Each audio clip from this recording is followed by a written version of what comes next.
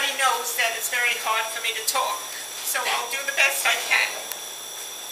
When Fred died, his sister Cheryl decided that she wanted to make him a quilt.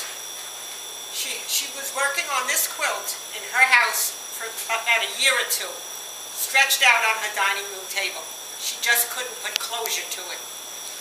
But when she heard that she had to submit it in '96 in order to get to Washington, D.C., she finished it. Now, I'll just explain the reasoning behind it. Fred was bi-coastal. He went from one coast to the other coast. He lived on 75th Street, and he worked for Barney's for a little while. And we didn't even realize that Cheryl had the little heart that she had placed on the quilt. It was Jim who told me about it because I didn't remember it myself. And it shows how he went from coast to coast.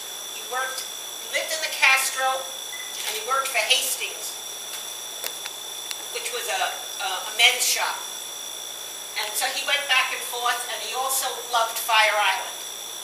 In fact, he wanted his ashes displayed in Fire Island. He wanted them. So we had to give Cheryl the ashes, and she had to go there, and then she had to go to San Francisco with the rest of the ashes. Can you imagine going back and forth? Leave it, I always said, leave it to Fred. That was his idea.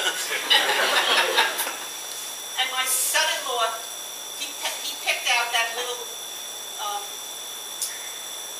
I guess you'd call it it's like a story. And he picked that out. He thought that was perfect.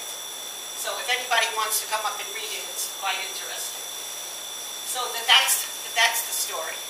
I had this displayed once on 5th Avenue in the public library.